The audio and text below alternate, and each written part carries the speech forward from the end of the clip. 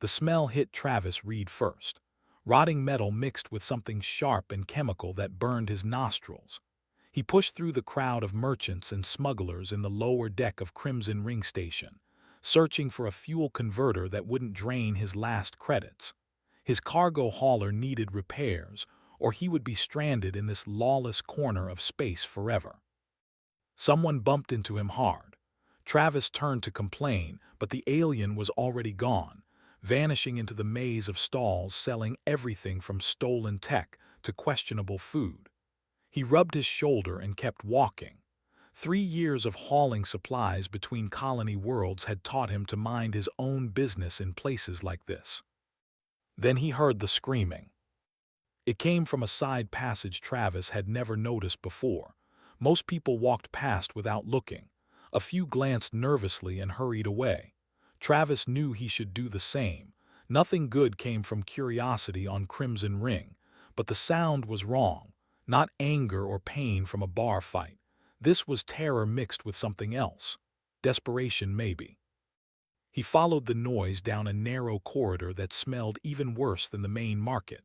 Flickering lights cast shadows on walls covered in rust and old warning signs. The screaming grew louder. Travis's hand moved to the small plasma cutter on his belt. Not much of a weapon, but better than nothing. The corridor opened into a large room that looked like it used to be a storage bay. Now it held cages, dozens of them stacked against the walls. Inside were creatures Travis had only seen in council reports about illegal trafficking. Furred aliens with 6 limbs, reptilian beings with scales that shifted colors, something that looked like living crystal. All of them showed signs of abuse. Broken limbs, burns, open wounds. In the center of the room stood an auction platform. A fat alien with too many eyes was shouting numbers while wealthy buyers sat in chairs around him. Guards with shock sticks stood at every exit. Travis pressed himself against the wall behind a support beam, trying to understand what he was witnessing. The auctioneer dragged a new cage onto the platform. Inside was a creature unlike anything Travis had seen before. It looked vaguely like the dragons from old Earth stories his daughter used to love. 4 legs, 2 wings, a long tail covered in dark purple scales, but this was no fantasy. This was a living being barely clinging to consciousness. Its wings were bent at wrong angles. Fresh cuts crisscrossed its body. One eye was swollen shut. "This is a Draven," the auctioneer announced proudly. "Rare species from the outer territories. Strong, smart, and very entertaining when properly motivated." He jabbed the cage with his shock stick. The Draven flinched but made no sound. This one needed discipline after refusing to fight in the combat rings. Now it knows better. Bidding started at 50,000 credits. Travis's entire ship was worth maybe 30,000 on a good day. He should leave. This was not his problem. He had his own troubles. Debt collectors were already chasing him for late payments on his cargo hauler. Getting involved in illegal trafficking would make everything worse. But the Draven opened its good eye and looked directly at Travis. There was something in that look, not pleading or begging, just a simple recognition. One broken creature seeing another. Travis remembered his daughter Sarah looking at him the same way when the plague took hold and the colony doctors said there was nothing they could do. She had not begged either, just accepted that this was how things ended. Travis made a decision that would probably kill him. He stepped out from behind the beam and raised his hand. 60,000 credits. The room went silent. Every head turned to look at the human in worn work clothes. The auctioneer recovered first and grinned with too many teeth. "The human bids 60,000. Do I hear 65? Another buyer, a wealthy collector in expensive robes, raised a hand. 70,000. Travis did not have 70,000. He did not have 60,000, but he kept his hand up. 100,000. Gasps filled the room. The collector laughed.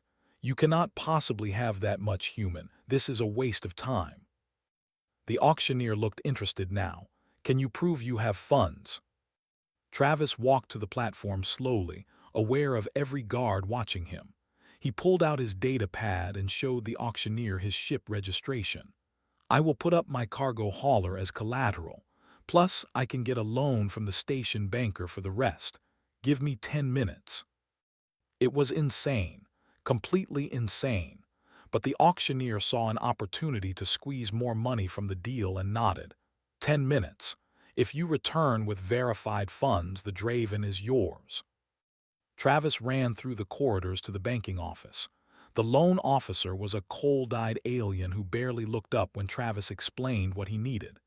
"You want to borrow 70,000 credits using your ship as collateral to buy a broken Draven," the banker laughed. "Humans are truly stupid. Fine. Sign here. You have 30 days to repay with interest or I take your ship."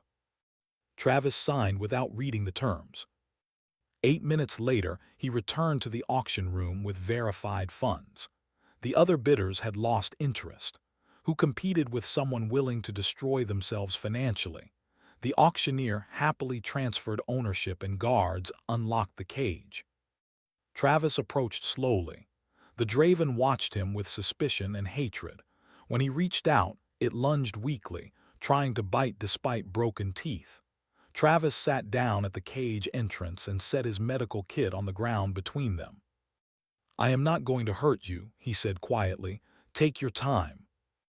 The Draven stared at him. In the distance, alarms began to blare. Station security was raiding the auction. Guards shouted and buyers scattered. Travis stayed sitting while chaos erupted around them. The Draven's breathing was labored and painful. "We need to go," Travis said gently. "But only if you want to, your choice." The Draven hesitated. Then slowly, painfully, it crawled out of the cage. Travis stood and offered his shoulder for support. The creature leaned against him, and together they limped toward the exit while security swarmed the auction room behind them. Travis half carried, half dragged the wounded Draven through the station corridors.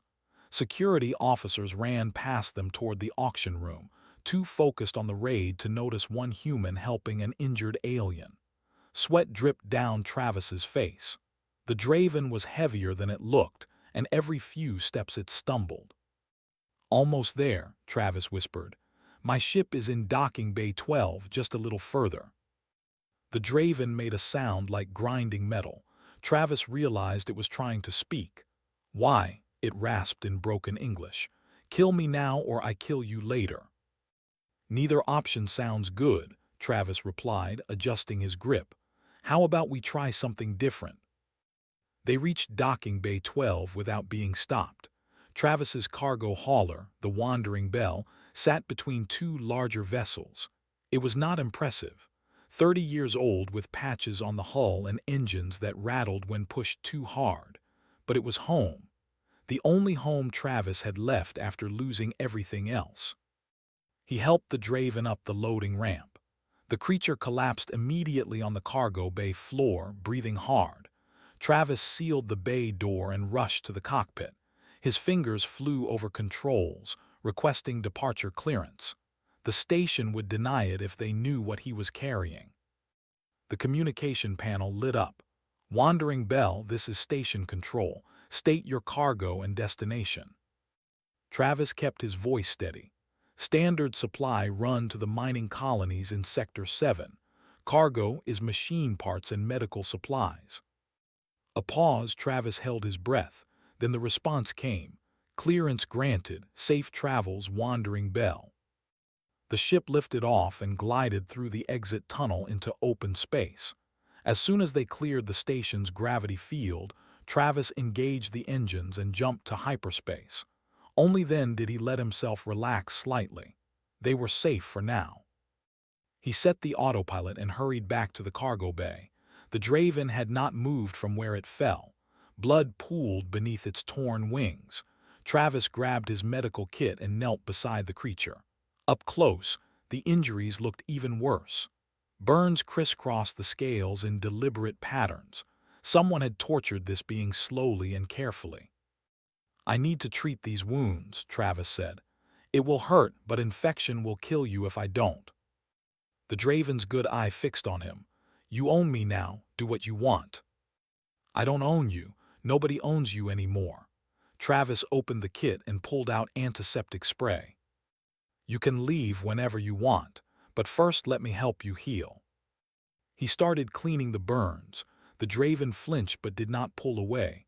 Travis worked in silence for a while, then started talking. He always talked when he was nervous. I had a daughter once. Her name was Sarah. She hated doctors, used to hide under her bed whenever medical ships came to the colony. The Draven watched him with that intense stare. She got sick when she was 8 years old, plague that hit the outer colonies. No cure, no treatment. I held her hand for 3 days while she died. Travis's hands shook slightly as he wrapped bandages around the Draven's wing.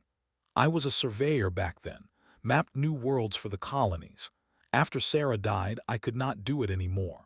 Could not build futures for other people's children when mine was gone. He moved to the next wound. So I bought this old ship and started hauling cargo. No routes, no connections, just moving from place to place. Travis looked at the Draven. Until today when I saw you in that cage. You looked at me the same way Sarah did at the end, not asking for help, just acknowledging that this is how the universe works, cruel and random. The Draven spoke suddenly. My name is Wreath. Travis smiled a little. Travis Reed. Why Travis Reed? Why destroy yourself for me? Travis finished bandaging the last major wound. Because no one should be beaten like that. And because I need to be the person my daughter thought I was. She believed I was a hero. I want that to be true, even if she is not here to see it. Wreath was quiet for a long moment. Among my people, accepting help creates debt. I owe you life now. You do not owe me anything. When you heal, you choose what happens next. Stay or go, whatever you want. This is not how things work. Maybe it should be. Travis stood and collected the bloody bandages. There is food in the storage locker. Not much, but you should eat something. Sleeping area is through that door if you want rest. Wreath tried to stand, but their legs would not hold them. Travis helped them to the sleeping area and arranged cushions so Wreath could lie down without pressure on the wounded wings. I will check on you in a few hours. Call if you need anything. As Travis walked back to the cockpit, Wreath spoke again. Your daughter, she would be proud. Travis stopped but did not turn around. His throat felt tight. Thank you. He reached the cockpit and dropped into the pilot's seat. His hands were shaking now that the adrenaline was fatting. What had he done? He had a massive debt, a ship full of illegal cargo according to council law and no plan beyond running. The communication panel blinked with an incoming message. Travis almost ignored it, then saw the sender, the station banker. He opened the message. Text scrolled across the screen. You have 30 days to repay your debt, human, or I claim your ship. Oh, and council enforcement has flagged you for trafficking. They will be looking for you. Happy running. Travis closed his eyes and laughed. It was that or cry. He had saved one life and destroyed his own in the process.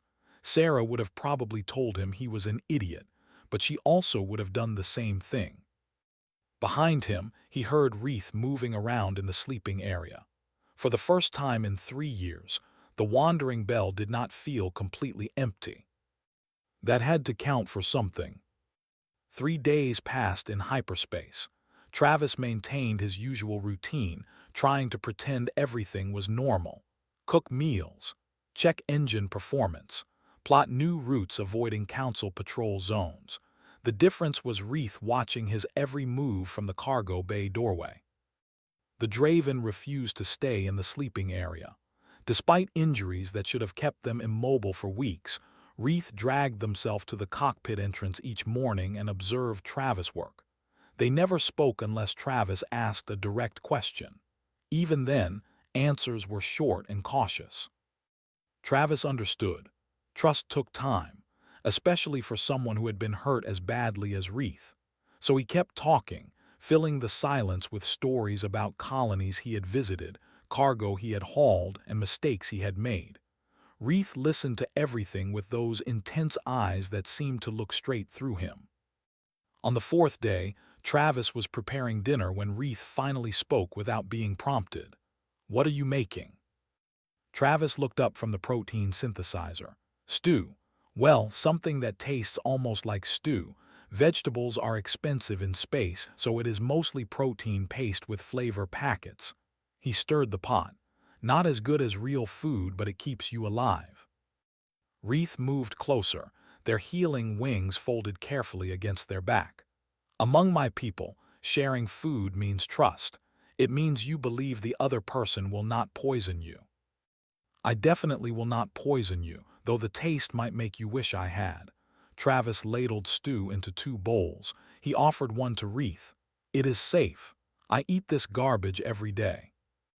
Reith stared at the bowl for a long moment. Then they accepted it with one clawed hand and tasted the stew carefully. Their expression was hard to read, but they took another bite. "It is not terrible." Travis grinned. "High praise. I will write that on my cooking reviews." They ate in comfortable silence. When both bowls were empty, Reith set theirs down and looked at Travis seriously. "I need to tell you about my past. You should know what you saved." "You do not have to." "I want to." Reith's good eye fixed on some point beyond the ship's walls, seeing memories Travis could only imagine. "I was hatched in the nesting valleys of my home world. My flight clan was large and strong. We lived in peace until the raiders came. They had weapons we could not fight, ships that blocked out the sun. They took the young ones because we were easier to control, easier to break." Travis listened without interrupting. He had heard similar stories from other refugees over the years. The universe was full of predators who saw other beings as resources to exploit. "They sold me to a collector first. He wanted a pet that looked dangerous but would never fight back. When I showed pride, when I refused to perform tricks for his guests, he beat me until I learned." Reith's claws scraped against the floor. "Then he sold me to a combat ring owner. That one wanted fighters. He put me in cages with other captured beings and forced us to hurt each other for entertainment. If we refused, both fighters would be punished." "How long?" Travis asked quietly. 2 years.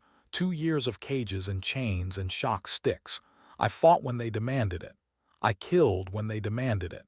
Not because I wanted to, but because the pain of refusing was worse than the pain of obedience. Travis felt anger burning in his chest. Not at Reith, but at the universe that allowed such cruelty. "You survived. That takes incredible strength."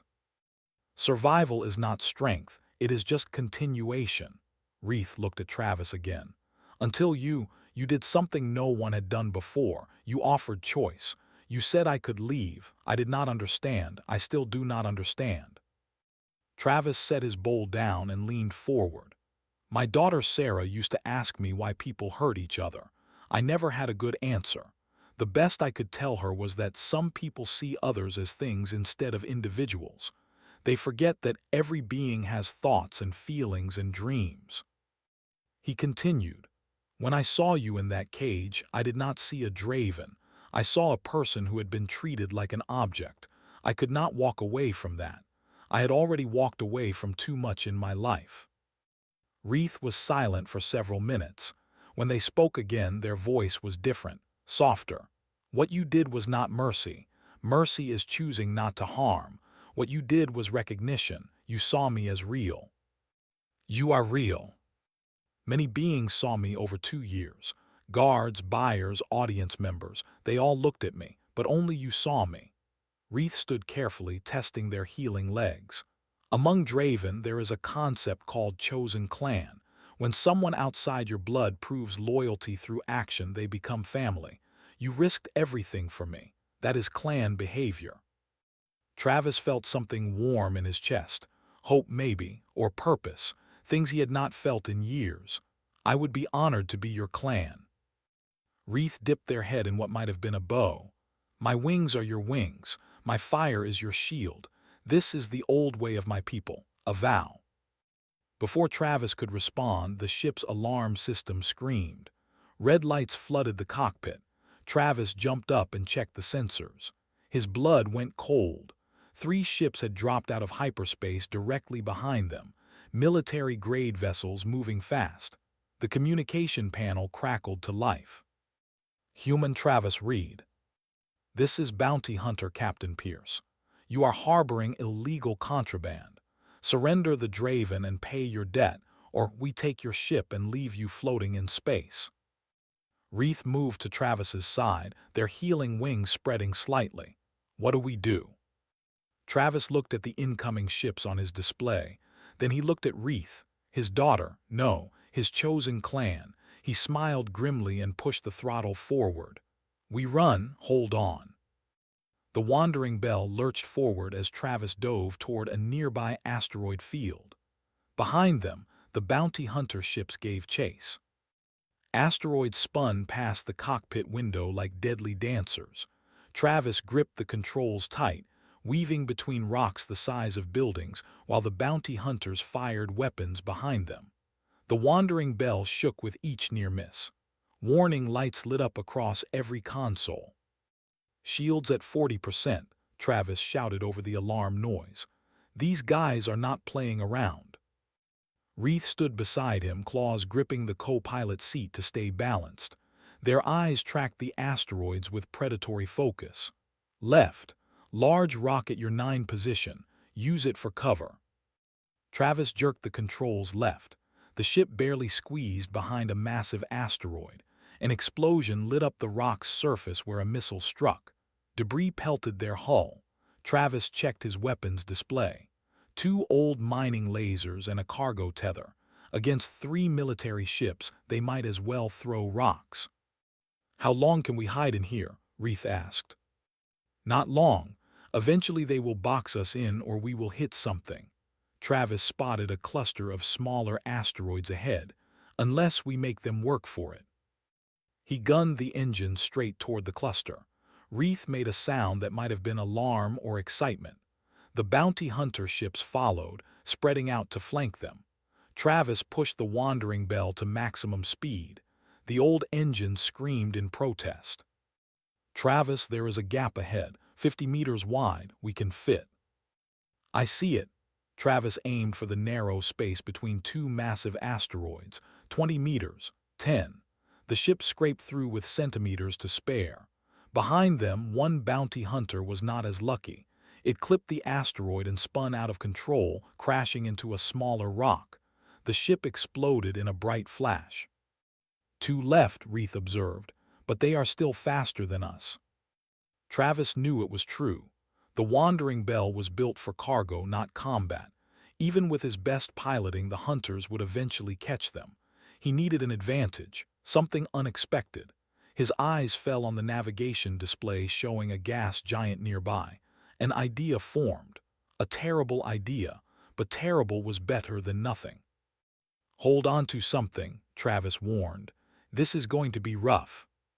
He angled the ship toward the gas giant, diving steep. The bounty hunters followed, sensing victory. Travis pushed deeper into the planet's gravity well. The ship began to shake as atmospheric resistance increased. Warnings flashed about hull integrity and engine temperature. What are you doing? Reeth gripped the seat harder. This will tear us apart. Them first. Travis kept diving. The gas giant's upper atmosphere was a swirling chaos of storms and pressure systems. The Wandering Bell rattled like it was coming apart at the seams. But the bounty hunter ships were heavier, built for combat with thick armor. They struggled against the gravitational forces. Travis skimmed along the planet's edge, riding the boundary between space and atmosphere. One bounty hunter tried to follow the same path. The other attempted to come at them from above. Travis watched his sensors carefully. The atmospheric pressure was building, just a little more. Now, Reeth suddenly shouted, "Pull up now." Travis jerked the controls. The Wandering Bell shot upward, engines screaming. The bounty hunter following from behind could not react fast enough. It plunged deeper into the atmosphere and was crushed by pressure within seconds. One ship remained. The final hunter was smart. It stayed at a safe distance and fired a different kind of weapon, not explosives, something that pulsed with electromagnetic energy. An EMP device meant to disable ships without destroying them. That will fry our systems, Travis said, calculating angles. The pulse was already launched. No way to dodge it. They had maybe 5 seconds. He looked at Reith. Do you trust me? Yes. Then do exactly as I say. Go to the airlock. When I open it, jump out and grab that device. Reith stared at him. I cannot survive in space. You can for 30 seconds. Draven biology is tougher than human. Your scales will protect you long enough. Grab the device and throw it back at them. Your claws can redirect the trajectory. It was insane, but Reith did not argue. They ran to the airlock while Travis counted down. 3 seconds, 2 seconds. He hit the airlock release. Reith leaped into the void. Through the cockpit window, Travis saw Reith's form tumbling in space. Their wings spread wide, catching the light from the distant sun. The EMP device was a small sphere spinning toward them. Reith reached out with both claws and caught it. For a moment they just held it, suspended in vacuum. Then with a powerful motion, Reith hurled the device back toward the bounty hunter ship. The device struck the hunter's forward shields and detonated. Electromagnetic energy cascaded across the ship systems. Every light went dark. The ship tumbled helplessly, dead in space. Travis extended the cargo tether and caught Reith, pulling them back inside. The airlock sealed and repressurized. Travis ran back to find Reith collapsed on the floor, ice crystals forming on their scales. He wrapped them in thermal blankets and checked for injuries. Reith's breathing was shallow but steady. You crazy, brave, incredible being, Travis whispered. Why did you do that? Reith's eyes opened slowly. Because you did it first, Father. The word hit Travis like a physical blow. Father. He had not been called that in 3 years. Tears filled his eyes as he held Reith close, warming them with his own body heat. You are family now, real family. I promise I will keep you safe. We keep each other safe, Reith corrected quietly. That is what clan means. Travis carried Reith to the medical bay and began treatment for exposure damage. As he worked, the communication panel in the cockpit crackled to life. A different voice this time, official and cold. All stations alert. Human Travis Reed is wanted for trafficking and assault on authorized collectors. Reward increased to 200,000 credits. Draven specimen must be recovered alive for council examination. Travis froze. The bounty hunters were the least of their problems now. The entire council network would be looking for them. Every station, every patrol ship, every mercenary hopping for a big payday. Reith looked at him through tired eyes. Where can we run? Travis finished the last bandage and made a decision. Greystone Colony. I know someone there who does not ask questions. We get you fully healed. Then we figure out how to end this. End this? The entire council wants you arrested. Travis managed a grim smile. Then we make sure they want someone else more. Greystone Colony sat on the edge of map space where council authority meant little and survival meant everything. Travis guided the wandering bell through debris fields left by old mining operations until the colony appeared. A cluster of habitats connected by tubes and covered in solar panels. Home to 3,000 people who did not want to be found. Dr. Sully's clinic was built into an old cargo module near the colony's center. Travis carried Reith through narrow corridors while colonists stared. News of a human harboring a Draven had probably reached even this remote place. No one interfered, though. Greystone had rules about minding your own business. Sully was a gray-haired woman who had been a military surgeon before the war left her with too many nightmares. She took one look at Reith and shook her head. You have outdone yourself this time, Travis. Every bounty hunter in 3 sectors wants you dead, and you bring me a dying Draven. Can you help? Travis asked. Sully was already pulling out medical equipment. Get them on the table. This will take hours. Travis laid Reith down carefully. Reith's eyes were closed now, their breathing shallow from the space exposure and weeks of untreated injuries. Sully worked quickly, scanning internal damage and setting up machines to stabilize them. Travis sat in the corner and watched, feeling helpless. The burns were deliberate, Sully said after an hour. Designed to cause maximum pain without killing. Whoever did this wanted them broken, not dead. She paused. Why save them, Travis? You had a quiet life hauling cargo. Now you are a wanted criminal. Travis looked at Wreath's still form. I got tired of being a ghost. After Sarah died, I just existed. No purpose, no connections. Wreath needed someone to see them as real. Turns out I needed that too. Sully smiled slightly. That is the Travis I remember, the one who would run into burning buildings to save colonists. She returned to her work. Well, your chosen family is going to live, but you need a better plan than hiding. The council will not stop looking. I know, Travis stood and paced. What if we gave them a bigger target, someone they want more than me? Like who? Like the person who runs the trafficking network, the banker who funded the auctions. Travis pulled up the message on his data pad. His name is Gresh. He operates out of neutral stations where council authority is limited. But if we exposed him publicly with evidence, the council would have to act. Sully finished setting Wreath's broken wing in a medical brace. Evidence you do not have. Not yet, but Gresh keeps records. Financial transactions, buyer lists, auction recordings. If I can get into his system, I can download everything and broadcast it to every council station simultaneously. They cannot ignore that. That is suicide. Gresh operates out of Nexus Station. Heavy security, private guards, no extradition agreements. You walk in there and you do not walk out. Travis sat down again. Then I do not walk in, I get invited. Over the next 6 hours, Sully finished treating Wreath's injuries. She placed them in a medical pod that would accelerate healing while they slept. Travis sat beside the pod, one hand pressed against the glass. Wreath looked peaceful for the first time since he found them. No pain lines around their eyes, no tension in their body, just rest. They called me father, Travis said quietly. In Draven culture, that means I am responsible for them, not as an owner but as family. Sully cleaned her equipment. You always wanted to be a parent again, just thought it would be to a human child. Does it matter what species they are? They are a person who needs someone to care. Travis stood. And I will do anything to keep them safe, even if it means walking into Gresh's trap. What trap?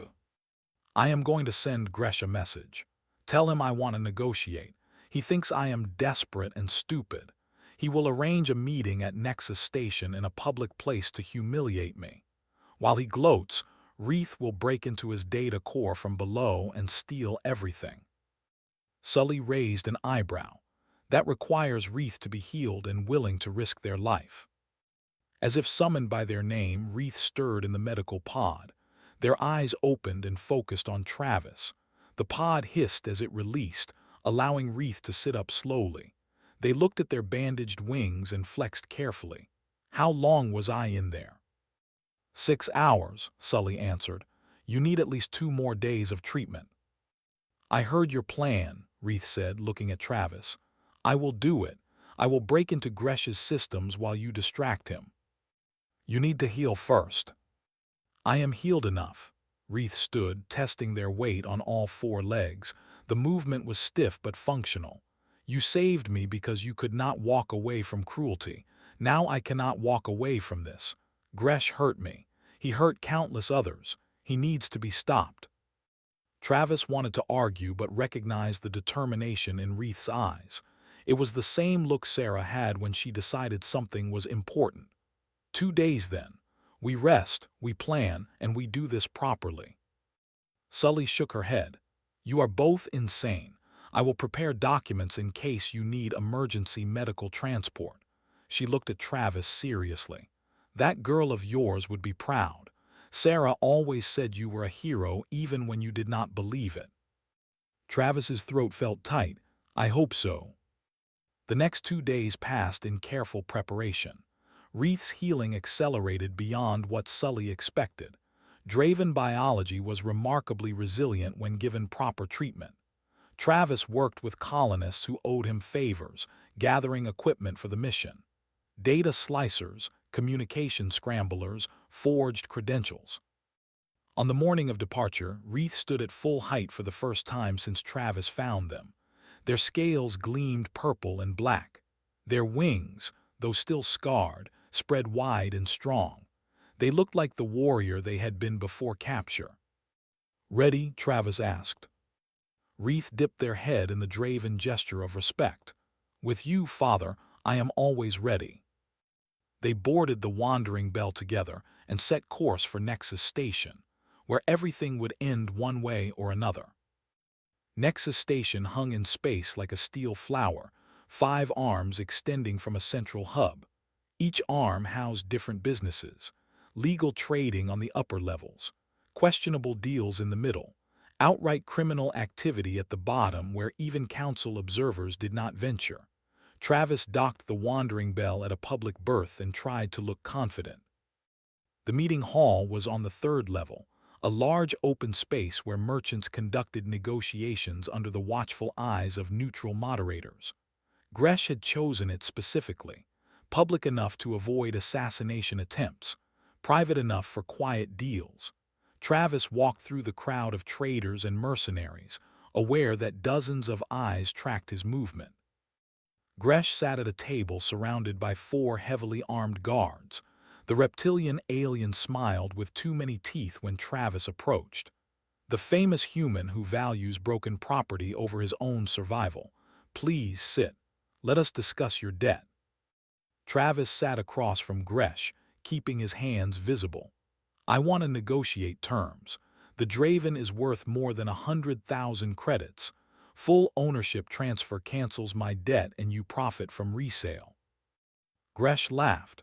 "Your Draven is damaged goods now, worth maybe 40,000 at auction. You still owe me 60,000 plus interest. That totals 95,000 credits due in 10 days. I cannot pay that." "Then I take your ship. You become a vagrant floating between stations begging for work." Gresh leaned forward. "Unless you return the Draven now, then I forgive half your debt. You only owe 40,000, much more manageable." Travis pretended to consider it. He needed to keep Gresh talking, give Wreath time to work. Below them, 5 levels down in the station's data core, Wreath would be slicing through security systems. "The Draven has a name: Wreath. They are a person, not property." "Sentiment, how human." Gresh waved a hand dismissively. "Everything is property if you have the credits to buy it. Even sentient beings. Even people with families and hopes and dreams. Especially those. They make the best property because they can be broken and rebuilt according to buyer preferences." Gresh's smile widened. "You cannot understand because humans have this weakness: empathy. It makes you do stupid things like destroy your life for a damaged Draven." Travis felt anger burning in his chest but kept his voice calm. "Before I agree to anything, I want to know something. How many beings have you trafficked? How many lives have you destroyed for profit?" Gresh looked amused. "Why does it matter?" "Because I want to understand what kind of monster sits across from me." The guards shifted, hands moving to weapons. Gresh held up a hand to stop them. "Thousands, maybe tens of thousands over 20 years. I fund auctions across 12 sectors. Business is excellent. Demand always exceeds supply." Travis kept him talking. "And the torture, the combat rings, that is business too. Of course, buyers pay premium prices for obedient property. Breaking them first ensures compliance." Gresh studied Travis curiously. "You judge me, but who do you think buys these beings? Wealthy council members, corporate executives, even military contractors. Your precious civilization runs on exploitation. I just facilitate it." Behind Gresh, the hall's display screens suddenly flickered. All of them. Then they lit up with images that made the crowd gasp. Auction footage showing beings beaten and sold. Financial records proving Gresh funded trafficking networks. Buyer lists nomming prominent council officials and corporate leaders. Gresh's smile vanished. What is this? Travis stood. This is every crime you committed broadcast to every station in council space, every transaction, every victim, every buyer. Reith's voice came through Travis's hidden earpiece. Data upload complete, Father. All systems across the station are showing it. Council enforcement is already moving. Chaos erupted. Council enforcement officers poured into the hall, weapons drawn. Gresh's guards reached for their guns but were immediately surrounded. Gresh himself tried to run, but officers tackled him before he made 3 steps. All around the hall, people shouted and pointed at the screens still displaying evidence. Travis walked calmly toward the exit. An enforcement officer stopped him. Travis Reed, you need to come with us. I understand, but first you should know that I provided all this evidence. Gresh funded illegal trafficking for 20 years. The council needs to investigate everyone on that buyer list. The officer looked at the screens, then back at Travis. Wait here. 10 minutes later, a senior officer approached. She was a tall alien with blue skin and 4 arms. I am Commander Lysa. You are Travis Reed, the human wanted for trafficking. Yes. Based on the evidence you provided, those charges are dropped. Gresh and his entire network are now under arrest. She paused. Where is the Draven called Reith? They are listed as victim in this case. Right here. Reith emerged from the crowd, wings folded but posture confident. Their scales gleamed under the station lights. Several people backed away nervously. Reith ignored them and walked to Travis's side. Commander Lysa studied Reith carefully. You were held illegally for 2 years. The council owes you compensation and citizenship rights if you want them. You are free. Reith looked at Travis, free to choose. Free to choose, the commander confirmed. Then I choose my clan. Reith placed one claw on Travis's shoulder.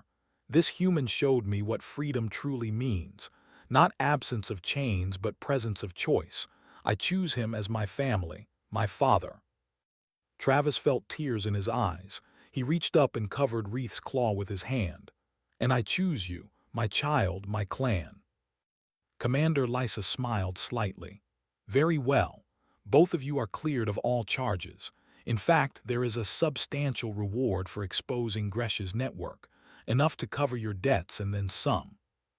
3 weeks later, Travis stood in the cockpit of the Wandering Bell, which was now fully repaired and upgraded with reward money. Reith sat in the co-pilot seat wearing a navigation insignia. They had spent the last weeks processing trauma, celebrating freedom, and planning their future.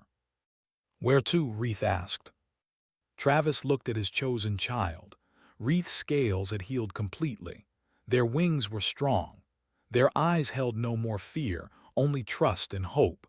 Travis plotted a course toward the outer colonies where people needed help and asked few questions.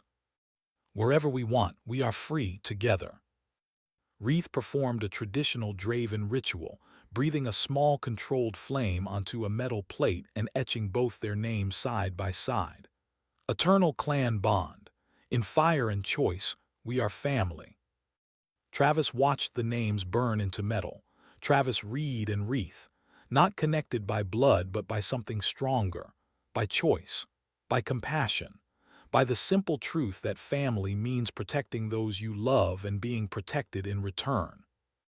The Wandering Bell jumped to hyperspace, carrying them toward new adventures and new purposes. No longer ghosts drifting through space, no longer broken beings surviving day by day, but a family, chosen and real, facing the universe together.